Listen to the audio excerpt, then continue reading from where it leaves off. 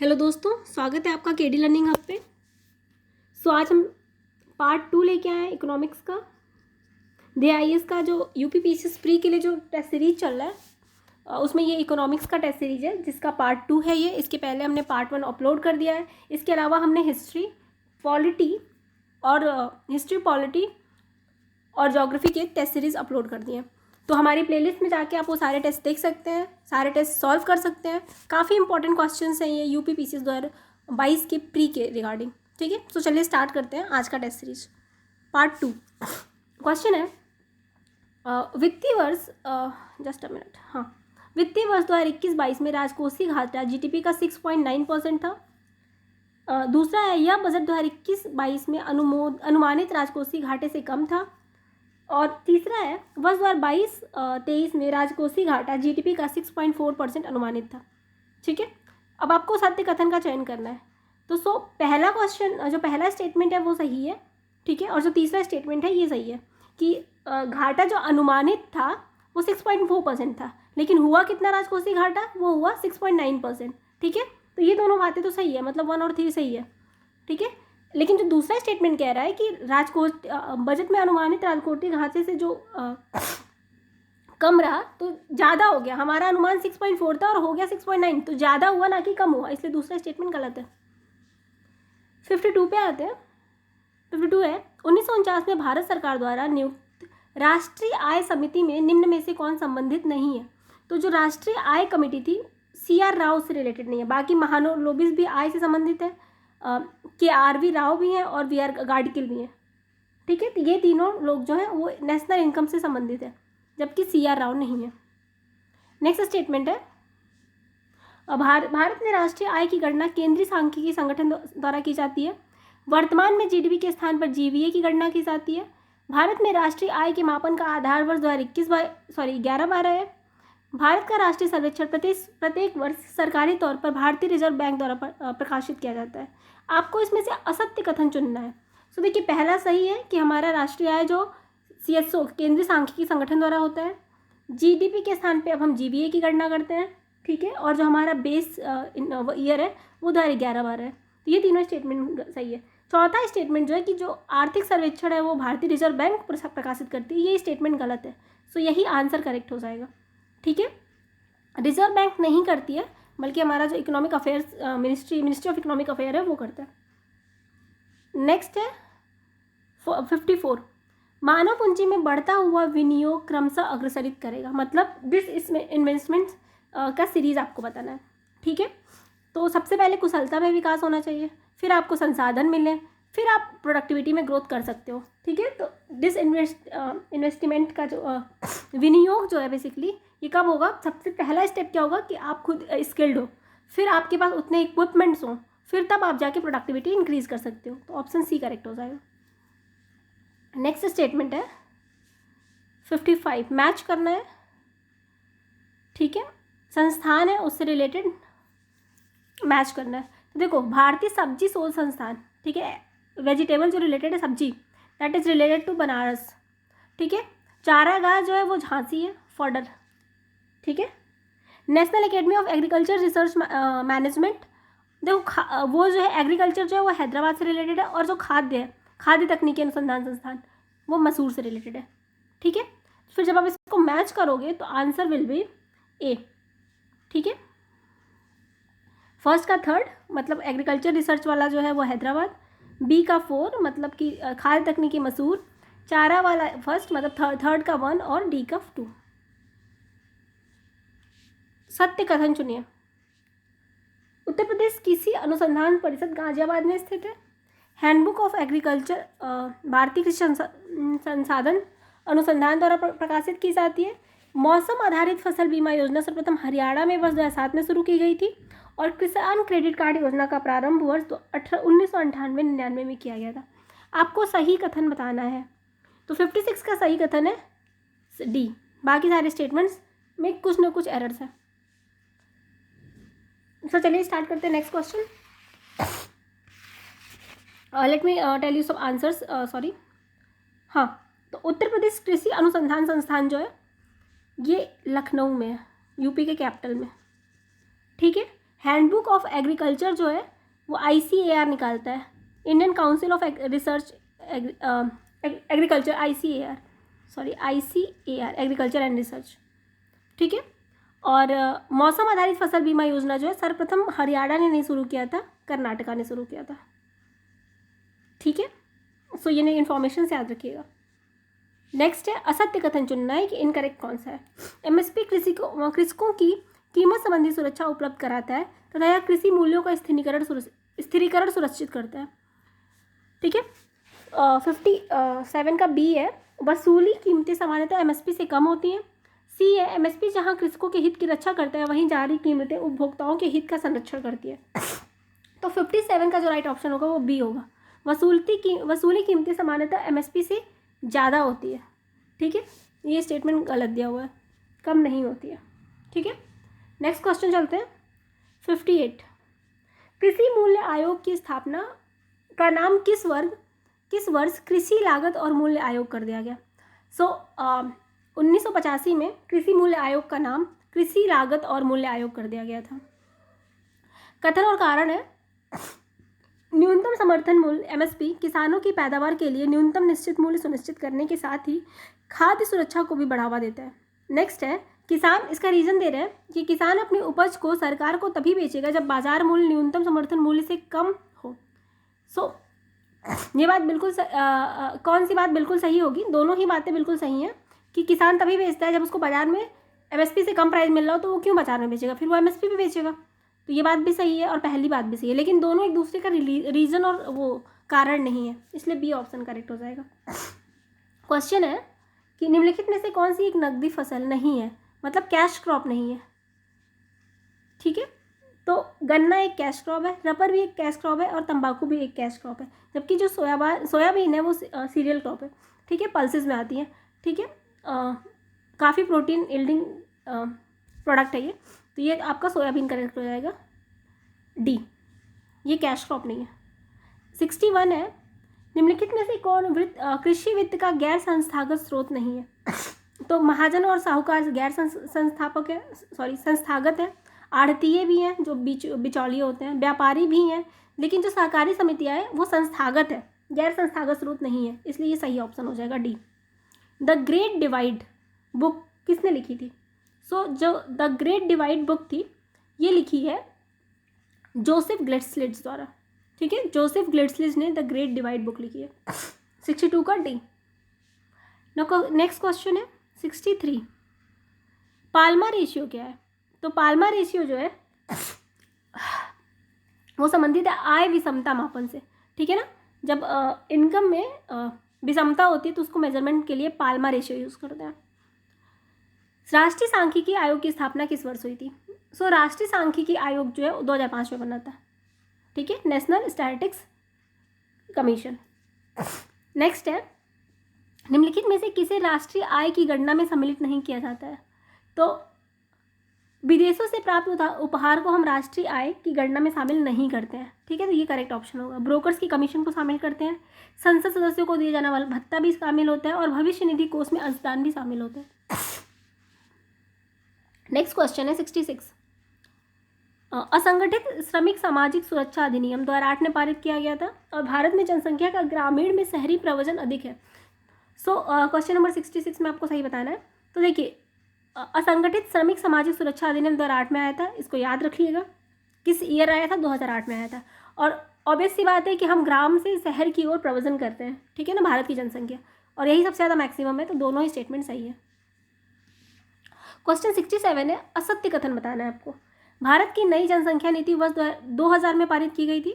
भारत के उत्तर पूर्वी राज्यों में अनुसूचित जाति की जनसंख्या बहुत कम है। 2011 की जनगणना के अनुसार भारत में 10 लाख नगरों की संख्या 63 है। इसका तीसरा जो स्टेटमेंट है यही गलत है, बाकी सारे सही हैं कि जनसंख्या नीति वर्ष 2000 में पारित किया गया था। उत्तर पूर्वी में SCs बहुत कम है, ठीक है, लेकिन ये 63 नहीं है, 46 है। 10 लाख ही नगरों की जनसंख्या 46 है। नेक्स्ट स्टेटमेंट जो है वो रिलेटेड है स्कीम से। कौन सा स्कीम कब आई थी, लॉन्च हुई थी, ठीक है। ये जो क्वेश्चन है स्कीम से रिलेटेड है, कौन सी स्कीम कब लॉन्च हुई थी, क्वेश्चन नंबर 68। ठीक है, तो देखोगे पीएम जनधन योजना पर प्रधानमंत्री जनधन योजना 28 अगस्त से स्टार्ट हुई थी 2014 में। ठीक है, मुद्रा बैंक योजना जो है ये आपकी स्टार्ट हुई थी 8 अप्रैल 2015 को। ठीक है, पीएम बीमा सुरक्षा योजना जो स्टार्ट हुई थी, सुरक्षा बीमा योजना, वो 9 मई 2015 को स्टार्ट हुई थी। और डिजिटल जेंडर एटलस पर for advancing girls education in India, ठीक है, ये जो जेंडर एटलस निकाला गया था वो 9 मार्च 2015 को निकाला गया था। ठीक है, सो डी ऑप्शन करेक्ट हो जाएगा इसका। ऐसे फैक्चुअल इन्फॉर्मेशन बहुत पूछे जाते हैं, इसलिए प्लीज़ आप इस फैक्ट्स को याद रखिएगा। भारत का विदेशी मुद्रा भंडार कितने बिलियन डॉलर तक पहुंच गया है, 31 दिसंबर 2021 तक की बात की जा रही है। ठीक है, तो 31 दिसंबर 2021 तक भारत का जो विदेशी मुद्रा फॉरेन रिजर्व है, ठीक है, वो पहुंच गया है आपका 633.6 बिलियन डॉलर तक। नेक्स्ट स्टेटमेंट देखते हैं, कथन और कारण से रिलेटेड है। कथन है कि 2020 और 21 में प्रतिदिन सड़क निर्माण 36.5 किलोमीटर था। आर्थिक समीक्षा 2021-22 के अनुसार ये कहा गया है। ठीक है, कारण दे रहे हैं कि पूर्व वर्ष 2019-20 की अपेक्षा इसमें 30.4% की कमी दर्ज की गई है। सो यही गड़बड़ है, ये वृद्धि हुई है, कमी नहीं हुई है। सड़क निर्माण में आप जब आर्थिक सर्वेक्षण पढ़ोगे तो बोला गया है कि हमने सड़क निर्माण की जो स्पीड है उसको काफ़ी इंक्रीज़ किया है। सो ऑप्शन सी करेक्ट हो जाएगा। ठीक है, पहला ऑप्शन सही था कि 36.5 किलोमीटर सड़क निर्माण की स्पीड थी पर डे। दूसरा देखते हैं, क्वेश्चन मैच करना है कि किसमें कितनी ग्रोथ हुई है हमारे यहाँ। ठीक है, क्वेश्चन नंबर है ये आपका 71।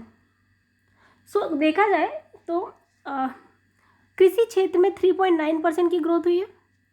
इंडस्ट्रियल क्षेत्र में जो औद्योगिक क्षेत्र है उसमें 11.2% की ग्रोथ हुई है। सेवा क्षेत्र में 8.2% की ग्रोथ हुई है। और हमारे भारत की जो जीडीपी है, ठीक है, वो 9.2% से ग्रो किया है 2021-22 के आंकड़े के अनुसार। ठीक है ना, और ये फैक्ट याद रखिएगा, ऑप्शन ए करेक्ट है। ये सारे फैक्ट्स एक एक क्वेश्चन के फॉर्म में एग्जाम में पूछे जा सकते हैं। फिर कथन कारण दिया हुआ है, आर्थिक समीक्षा 2021-22 के अनुसार 2020-21 में लागू पूर्ण लॉकडाउन की तुलना में कोरोना की दूसरी लहर का आर्थिक प्रभाव कम रहा। सो ये बात सही है कि कोरोना की पहली लहर में इकोनॉमिक प्रभाव बहुत ज़्यादा हुआ था, दूसरी लहर में इकोनॉमिक इफेक्ट उतना नहीं था। इसका रीज़न है कि परंतु इसका स्वास्थ्य पर प्रभाव काफ़ी गंभीर था। तो ये बात सही है, कोरोना की सेकेंड लहर में सबसे ज़्यादा हेल्थ पे प्रॉब्लम हुई थी। ठीक है, लेकिन दोनों, क्या ये इसका रीज़न है? नहीं, ये इसका रीज़न नहीं है, लेकिन दोनों बातें सही हैं, इसलिए ऑप्शन बी करेक्ट हो जाएगा 72 का।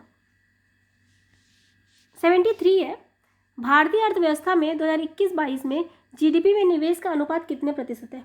ठीक है, तो भारतीय अर्थव्यवस्था में जो जीडीपी का निवेश है वो है 29.6%। ठीक है, 29.6%। नेक्स्ट क्वेश्चन है, विश्व बैंक, एशियाई बैंक और अंतर्राष्ट्रीय मुद्रा कोष के अनुमानों के अनुसार भारत 2021 से 30 के दौरान विश्व की तीव्रगामी अर्थव्यवस्था बना रहेगा। रीजन दिया है कि पशुपालन, डेयरी तथा मछली पालन सहित संबंधित क्षेत्र तेजी से उच्च वृद्धि वाले क्षेत्र के रूप में तथा कृषि क्षेत्र में संपूर्ण वृद्धि के प्रमुख प्रेरक के रूप में उभर रहे हैं। ठीक है, सो 74 का जो होगा ऑप्शन डी करेक्ट होगा। क्यों? पहला ही गलत है, तीव्रगामी नहीं रहेगा। और जो तीव्रगामी वाली बात की गई है वो हमने जो ईयर दिया है ना वो गलत दिया हुआ है। जस्ट अ मिनट, एक मिनट रुक जाइए। जो 2021 से 30 के बीच में नहीं, 2021 से 24 के बीच में ये बात की गई है। ठीक है, तो पहला ए गलत है, आर सही है। नेक्स्ट क्वेश्चन है, आदितन आंकड़ों के अनुसार निम्नलिखित कौन सी भारत की यूनिकॉर्न स्टार्टअप कंपनियां हैं? ठीक है, तो फ़ोनपे, फ्लिपकार्ट, जोमेटो, मेक माई ट्रिप, Dream11 और ज़ीरोधा, ये सारी ही यूनिकॉर्न कंपनी है। तो उपरोक्त सभी हो जाएगा। टोटल इस समय 83 यूनिकॉर्न कंपनीज है इंडिया में, तो ये भी याद रखिएगा, टोटल 83। और पहली स्पोर्ट्स कंपनी कौन सी बनी है यूनिकॉर्न में शामिल हुई है? तो वह है चेन्नई सुपर किंग। ठीक है ना। आर्थिक समीक्षा 2021-22 में वर्णित भारत सरकार की बारबेल रणनीति का संबंध किससे है? सो जो बारबेल रणनीति है वो कोरोना महामारी के विरुद्ध रणनीति थी। तो ये फैक्ट याद रखिएगा, बारबेल रणनीति किससे संबंधित है? कोरोना से। आर्थिक समीक्षा 2021-22 के अनुसार सामाजिक सेवाओं, स्वास्थ्य, शिक्षा और अन्य पर केंद्र और राज्य सरकारों का व्यय जीडीपी का कितना % है? ठीक है, तो ये काफ़ी चर्चा में रहा था जब हेल्थ इंफ्रास्ट्रक्चर हमारा ख़राब हो रहा था, तो ये टोटल 8.6% है। स्वास्थ्य, शिक्षा और अन्य मतलब सामाजिक सेवाओं पे जीडीपी का 8.6% की व्यय है। क्वेश्चन 78 है, सेबी का क्षेत्रीय कार्यालय कहाँ नहीं है? तो अहमदाबाद में है, दिल्ली में है और कोलकाता में है। पुणे में नहीं है क्योंकि सेबी जो है उसका हेडक्वार्टर ही मुंबई में है। ठीक है, तो महाराष्ट्र में एक ही जगह पे कहीं पे होगा तो वो मुंबई में ऑलरेडी है, इसलिए इसका रीजनल जो कार्यालय है वो पुणे में नहीं है। बाकी का इसका 3 रीजनल कार्यालय आपको याद रखना है, अहमदाबाद, दिल्ली और कोलकाता। नेक्स्ट है, निम्नलिखित में से कौन सा एक यूनिवर्सल बेसिक इनकम का नकारात्मक प्रभाव हो सकता है? ठीक है, तो क्वेश्चन नंबर 79 नहीं है। गरीबी में वृद्धि नहीं, वित्तीय समावेशन में सुधार नहीं, क्योंकि ये सब तो इंक्रीज करेंगे, अच्छा होगा। प्रशासनिक भार में वृद्धि, ये भी इंक्रीज करेगा, ये भी नहीं होगा। जो बाजार जोखिमों का उत्पन्न होना, ये हो सकता है कि हम सबको अगर एक बेसिक इनकम दे दें तो हो सकता है कि बाजार में जोखिम उठाना पड़ सके हमें, तो ये इसका नेगेटिव ग्रोथ हो सकता है। क्वेश्चन 80 है, चालू खाते के घाटे को कम करने में निम्नलिखित में से कौन सा एक सहायक नहीं है? जो करंट डेफिसिट है, करंट खाते में जो घाटा चल रहा है आपका, ठीक है, तो निर्यात को मिलने वाली आर्थिक सहायता में अगर कटौती कर दोगे, ठीक है, तो ये सहायक नहीं होगा कम करने में। ठीक है, तो ऑप्शन सी करेक्ट हो जाएगा। अल्प विकसित देशों में आर्थिक विकास में प्रमुख अवरोधक तत्व है। जो अल्प विकसित देश है उनके आर्थिक विकास में जो सबसे ज़्यादा रुकावट पैदा करते हैं वो होते हैं अल्प पूंजी निर्माण, मतलब उनकी जो कैपिटल ग्रोथ है ना वो बहुत कम होती है। किसी भी देश में अगर कैपिटल ग्रोथ अच्छी है, कैपिटल इंफ्रास्ट्रक्चर अच्छा है, आप कैपिटल इन्वेस्टमेंट करते हो, ठीक है, तो उनकी इकोनॉमिक ग्रोथ बहुत अच्छी होती है। 82 है, निम्नलिखित में से किन मदों में किया गया व्यय मानव पूंजी के निर्माण की स्रोत है? किसमें आप व्यय करोगे तो पूंजी का निर्माण होगा, मानव पूंजी का, तो ये हो जाएगा आपका शिक्षा, स्वास्थ्य और प्रशिक्षण, मतलब 1, 2 और 3।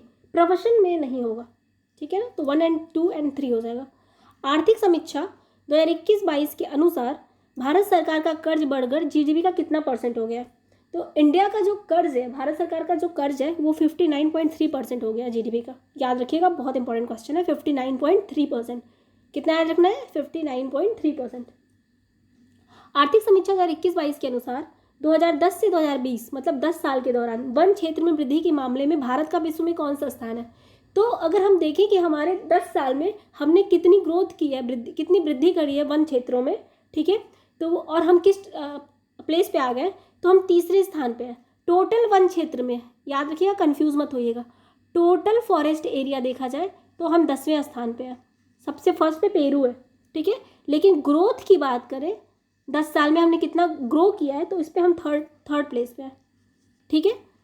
सो इसका ऑप्शन ए सही होगा। कथन और कारण दिया है, वर्ष 2021 में भारतीय पूंजी बाजार के लिए असाधारण वर्ष रहा, ठीक है, और रीजन कह रहे हैं इसका कि अप्रैल से नवंबर 2021 के दौरान 75 IPO से 89,066 करोड़ रुपए प्राप्त किए गए, ठीक है। सो 85 का जो करेक्ट ऑप्शन होगा वो दोनों ही सही है, इसीलिए ये हम कहते हैं कि ये भारतीय पूंजी बाजार के लिए असाधारण वर्ष था 2021, ठीक है। नेक्स्ट है, भारत में राष्ट्रीय आय गणना की किस विधि का सामान्यतः प्रयोग नहीं किया जाता है? तो हम राष्ट्रीय आय की गणना का उत्पत्ति गणना विधि यूज़ करते हैं, आय गणना विधि यूज़ करते हैं, लेकिन व्यय की गणना नहीं करते हैं, तो इसका प्रयोग हम नहीं करते हैं, यही सही ऑप्शन है। नेक्स्ट स्टेटमेंट देखते हैं। अगर आपको वीडियोस पसंद आ रहे हो तो चैनल को सब्सक्राइब जरूर कीजिएगा और दोस्तों के साथ शेयर भी जरूर करिएगा। स्टेटमेंट है 87, कौन सा एक भारत सरकार द्वारा निर्धनता निवारण हेतु अपनाई गई 3 आयामी रणनीति का हिस्सा नहीं था? समृद्धि आधारित रणनीति थी, निर्धनता निवारण कार्यक्रम भी चलाया गया था, न्यूनतम आधारभूत सुरक्षा उपलब्ध कराने की रणनीति भी थी, वाटरशेड मैनेजमेंट नहीं था, तो ये करेक्ट ऑप्शन हो जाएगा। विशेष कृषि उपज योजना किस वर्ष प्रारंभ किया गया था? विशेष कृषि उपज योजना काफ़ी पुरानी है, 2004-05 में स्टार्ट हुई थी, बट ऐसे क्वेश्चंस यूपी PCS पूछता है ईयर वाला, तो आप जरूर ध्यान रखिएगा। नेक्स्ट स्टेटमेंट है, राष्ट्रीय उत्पाद घरेलू उत्पाद से कम होगा यदि, मतलब क्या हो कि राष्ट्रीय उत्पाद जो है घरेलू उत्पाद से कम होगा। विदेशी शुद्ध कारक आय ऋणात्मक हो, अगर जो हमें विदेशी जो शुद्ध कारक आय है अगर वो नेगेटिव में होगा तो हमारा ऑब्वियस सी बात है कि जो हमारा राष्ट्रीय उत्पाद होगा वो घरेलू उत्पाद से कम होगा। सो 89 का ए करेक्ट है। 90 चलते हैं। मानव विकास सूचकांक, जीवन प्रत्याशा सूचकांक, शिक्षा सूचकांक और सकल राष्ट्रीय आय सूचकांक का है, ये क्या है, मतलब हम कैसे निकालते हैं इसको बेसिकली, ठीक है। तो ये एक ज्यामितीय माध्य है, ये एक ज्योमेट्रिकल मीन है, ठीक है। वह दर जिस पर केंद्रीय बैंक बैंकों के प्रथम श्रेणी के बिलों की पुनर्कटौती करता है, ठीक है ना। सो इसको हम बोलते हैं बैंक रेट, ठीक है। तो 91 का डी। 92 है, प्रधानमंत्री के द्वारा 6000 करोड़ रुपए की कुल परिव्यय के साथ अटल भूजल योजना की शुरुआत कब की गई थी। सो इसको आप थोड़ा सा गेस मार सकते हो कि अटल बिहारी वाजपेयी का जो जन्म हुआ था वो 25 दिसंबर को हुआ था। हम इसको सुशासन दिन के लिए मनाते हैं। सो उन्हीं के बर्थडे के दिन ही स्टार्ट किया गया था 25 दिसंबर 2019 को, ठीक है। नेक्स्ट स्टेटमेंट है, निम्नलिखित में से कौन सा एक सरकारी व्यय को नियंत्रित करने का प्राधिकारी है। सरकारी व्यय को नियंत्रित कौन करता है बेसिकली, तो हमारा वित्त मंत्रालय जो फाइनेंस कमीशन है वो करता है, फाइनेंस मिनिस्ट्री, सॉरी कमीशन नहीं, ठीक है, पूरी फाइनेंस मिनिस्ट्री करती है। तो ऑप्शन डी करेक्ट होगा। स्टेटमेंट है कि निम्नलिखित में से कौन सा एक राष्ट्रीय आय की गणना में सम्मिलित नहीं किया जाता है। सो वृद्धावस्था पेंशन जो है उसको हम नेशनल इनकम में सम्मिलित नहीं करते हैं, ठीक है, क्योंकि ये सिक्योरिटी है एक तरह से वृद्धजनों के लिए, इसलिए इसको हम कंसिडर नहीं करते हैं ग्रोथ के लिए, हमारे राष्ट्रीय आय के लिए, ठीक है। सो सी करेक्ट है इसका। 95 है, कथन और कारण दिया हुआ है, जस्ट अ मिनट। हाँ, कथन है केंद्रीय बजट 2022-23 के अनुसार देश भर में रसायन मुक्त प्राकृतिक खेती को बढ़ावा दिया जाएगा। इसके तहत प्रथम चरण में यमुना नदी के किनारे 5 किलोमीटर चौड़े कॉरिडोर में स्थित किसानों की भूमि पर ध्यान केंद्रित किया जाएगा। सो सब कुछ सही है, बस एक ही चीज़ गलत है, यमुना नदी, ये गंगा नदी के किनारे होगा, 5 किलोमीटर का कॉरिडोर बनाया जाएगा, ठीक है। तो ए सही है, आर गलत है, सी ऑप्शन करेक्ट हो जाएगा। राष्ट्रीय मानसिक स्वास्थ्य और स्नायु विज्ञान संस्थान, ठीक है, मेंटल हेल्थ से रिलेटेड, कहाँ पे है, इसकी संस्थान कहाँ पे है। सो ये संस्थान है बेंगलुरु में, मानसिक स्वास्थ्य से रिलेटेड, मेंटल हेल्थ से रिलेटेड। याद रखिएगा, ऐसे क्वेश्चंस यूपीपीसीएस बहुत पूछता है। पीएम गति शक्ति मिशन को गति देने वाले कारकों में निम्नलिखित में से कौन सा नहीं है। तो जितने भी इंफ्रास्ट्रक्चर से रिलेटेड, आप कह सकते हो ट्रांसपोर्ट से रिलेटेड, वो सब होंगे, जैसे सड़क, लॉजिस्टिक अवसंरचना, विमानपत्तन, रेलवे, ठीक है। उर्वरक नहीं होगा, इसका राइट ऑप्शन उर्वरक है। केंद्रीय बजट 2022-23 के उल्लेखित कवच तकनीकी का संबंध क्या है। सो आपने अभी करेंटली न्यूज़ में भी सुना होगा कि भारतीय रेलवे में दो ट्रेन को आपस में अगर सेम पटरी पे आ जाए तो उनमें दुर्घटना ना हो, वो एक पर्टिकुलर टाइम के बाद रुक जाए, स्टॉप हो जाए, इसके लिए कवच तकनीकी का यूज़ किया जा रहा है, ठीक है। अभी जल्दी उसका सफल परीक्षण भी हुआ है। सो इसका राइट ऑप्शन सी है, भारतीय रेलवे से रिलेटेड है ये। क्वेश्चन नंबर 99 देखते हैं, निम्नलिखित में से कौन सी योजनाएं केंद्रीय बजट 2022-23 का भाग है। तो पीएम डिवाइन है, ठीक है, देश स्टैक पोर्टल है, वन नेशन वन रजिस्ट्रेशन है, मतलब तीनों ही है, ठीक है, 2022-23 की योजनाएं बजट की। आज का अंतिम क्वेश्चन है कि कितनी राशि किसको आवंटित की गई है, ठीक है। सो देख लेते हैं। ग्रामीण विकास के लिए हमने जो आवंटित राशि की है वो 3,17,866 करोड़ रुपए है, ठीक है। शिक्षा के लिए एक मिनट, जस्ट अ मिनट, शिक्षा के लिए हमने जो, एक सेकेंड फिर से देखते हैं।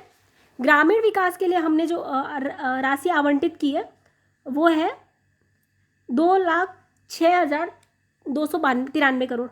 शिक्षा के लिए जो हमने करी है वो करी है 1,04,278 करोड़। रक्षा पे मतलब डिफेंस पे हमने किया है, ठीक है, 3,85,370 करोड़, ठीक है। और सब्सिडीज़ पे किया है 3,17,866 करोड़, मतलब ऑप्शन बी करेक्ट है, ठीक है। और ये बजट में ये जो आंकड़े हैं ये चारों आप याद रख सकते हैं, क्योंकि इनमें कभी कभी ये फैक्चुअल इन्फॉर्मेशन के लिए क्वेश्चंस बनाते हैं, ठीक है। सो आज का वीडियो यहीं पे एंड करेंगे। क्वेश्चन 101 से 150 तक हम आपको नेक्स्ट पार्ट में लेके आएंगे। अगर आपको इसका पीडीएफ चाहिए तो इस सीरीज़ का पीडीएफ, तो पीडीएफ के लिए आप हमारा जो KD लर्निंग हब, KD.लर्निंग हब करके चैनल हमारा इंस्टाग्राम पे, वहाँ पे आप हमें मैसेज कर सकते हैं, हम आपको प्रोवाइड कर देंगे। इंस्टाग्राम पे KD लर्निंग हब करके चैनल है, फेसबुक पे भी है, आप दोनों में से कहीं पे भी हमें मैसेज करेंगे, ठीक है, तो हम आपको वहाँ पे आपका इसका पीडीएफ प्रोवाइड कर देंगे। सो धन्यवाद। आज का वीडियो यहीं पे एंड करते हैं। आपको वीडियोस पसंद आ रहे हो तो आप लाइक, सब्सक्राइब और शेयर ज़रूर करिएगा।